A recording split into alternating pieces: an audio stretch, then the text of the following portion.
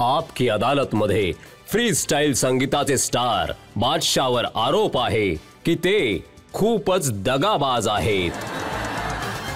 बादशाह, तुम्ही लिहिलत की एक था अपना भाई, आज उसकी याद आई, वो भी कैसा टाइम था जो हो गई लढाई।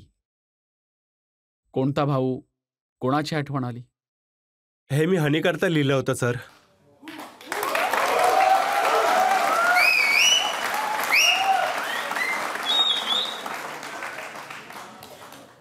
खूपच भयंकर प्रश्न विचारला तुम्ही। हा, त्यांच्यासाठीच लिहिलं होतं। तुम्ही तर हे सुद्धा लिहिलं होतं की यांच्याकडून काही होतच नाहीये, काही लोकांचं कमबॅक होत नाहीये। हे तर दुनियेला माहिती आहे सर, सगळ्यांना माहिती आहे कोणासाठी आहे ते। हो, पण ज्यांच्यासोबत एवढी मैत्री होती, एवढं जबरदस्त नातं होतं, त्यांच्या बाबतीत अशा तशा गोष्टी बोलायच्या। त्याचं काय सर, एवढं एवढं तर आमचं चालतंच ना, एवढं तर टोकाटोकी तर चालतेच। माझा भाऊ आहे, मी वाटेल ते बोलीन, दुसरं कोणी नाही बोलायचं।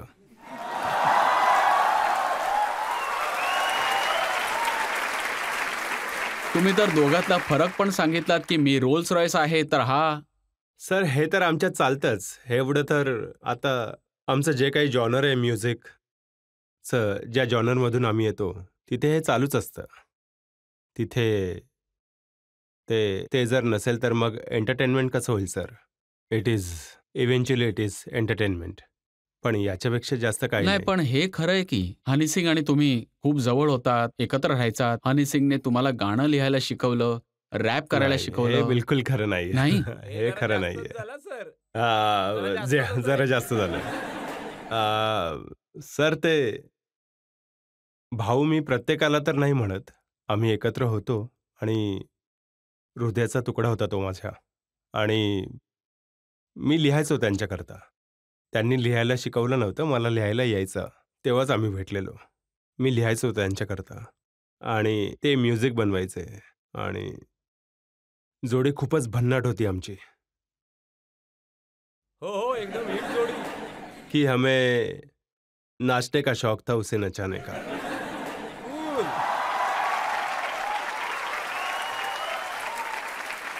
तर ब्रेकअप कसं झालं? काय भांडण होतं? ब्रेकअप कसं झालं? अटेन्शन देत नव्हता तो मला। मी जास्तच गुंतलेलो होतो आमच्या नात्यामध्ये। चीट केलं त्याने माझ्यासोबत। काही नाही सर, खूप जास्त डिफरन्सेस आले। आम्ही 6 वर्ष एकत्र होतो, मग त्यांचा करिअर ग्राफ काही वेगळा होता, माझा वेगळा होता।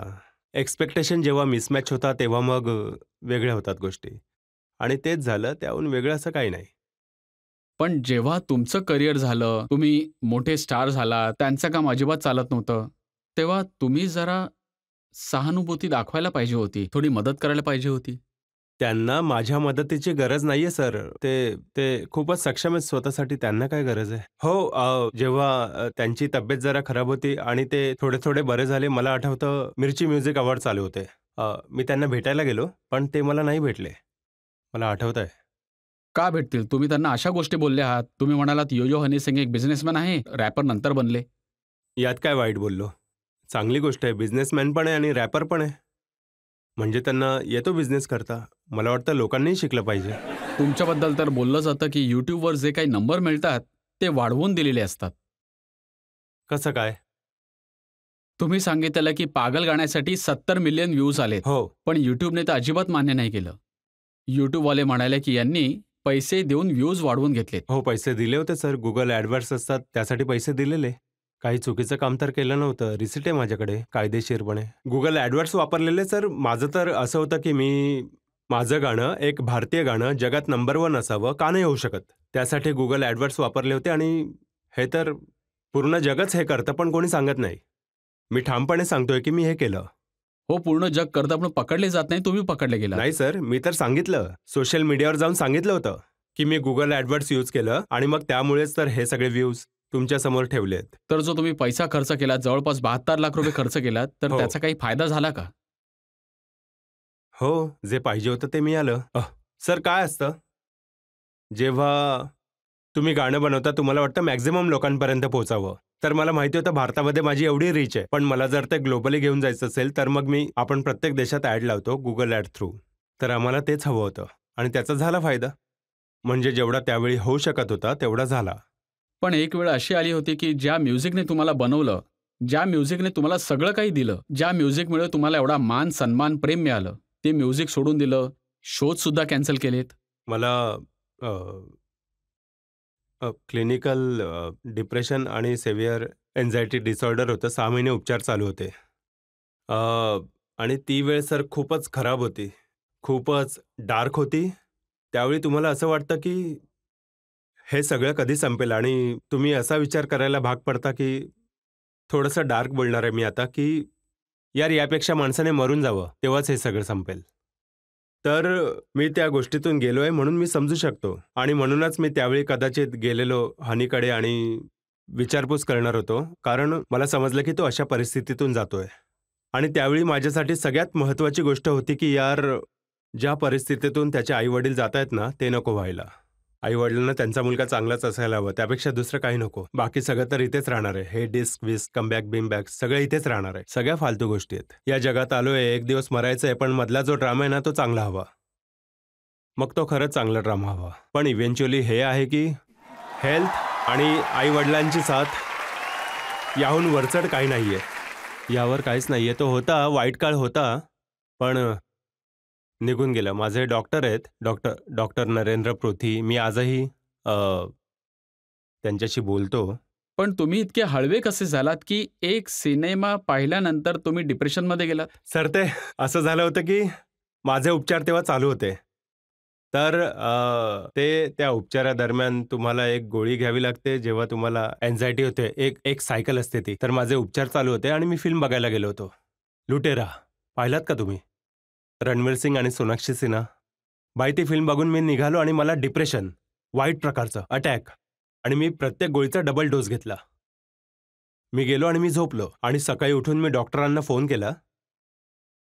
मी म्हणालो, "डॉक्टर प्रॉब्लेम झाला." ते म्हणाले, "काय झालं?"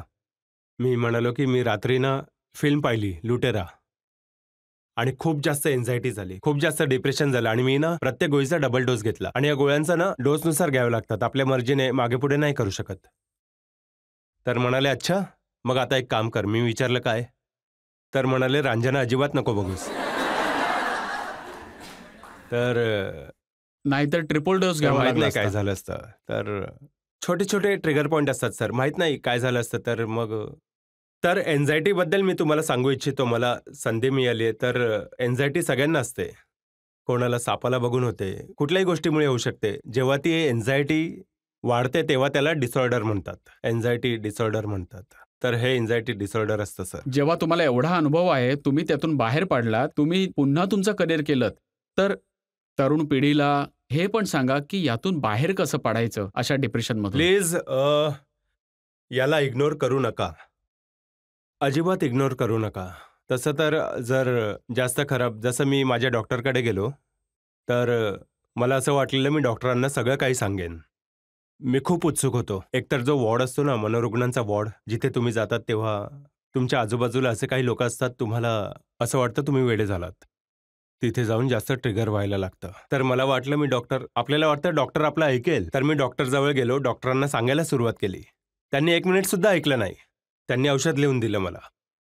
तर जेव्हा मी थोडाफार बरा झालो ना 3 महिन्यांनी, तेव्हा मी डॉक्टरांना विचारलं, "डॉक्टर मला सांगा, की मी जेव्हा तुमच्याकडे आलो होतो, तुम्ही माझं ऐकलंच नव्हतं. अजिबात ऐकलं नाही." तर म्हणाले, "अरे तुझी एवढी वाईट अवस्था होती, जर औषध दिलं नसतं ना, तू गेला असता." तर वाईट अवस्थेत मेडिकेशन्स असतात आणि असं काही नाहीये, प्रत्येक गोष्टीचा इलाज असतो. पण सगळ्यात जास्त गरजेचं आहे, की तुम्ही आनंदी राहणं. तो आनंद खूप गरजेचा आहे. तुम्ही त्या लोकांमध्ये राहा, जे तुम्हाला आनंदी ठेवतात. अशी गोष्ट करा, ज्यामुळे तुम्हाला आनंद मिळतो. त्यावर दुसरं काहीच नाहीये. मी सांगू? प्लीज. हेच आहे, दुसरं काही नाहीये. आनंदी राहणं आणि दुसरं महत्त्वाचं आहे. कधीही डिप्रेशन असेल, हो. तर डॉक्टरकडे जायला अगदी बरोबर. संकोच बाळगू नका. हो, खरंच. डिप्रेशनसाठी उपचार शोधा. थेरपी सुद्धा करा. खूप मदत होते. खूप मदत होते. नाही, तुम्ही खूप चांगलं केलं की तरुण पिढीला हा सल्ला दिलात. हो.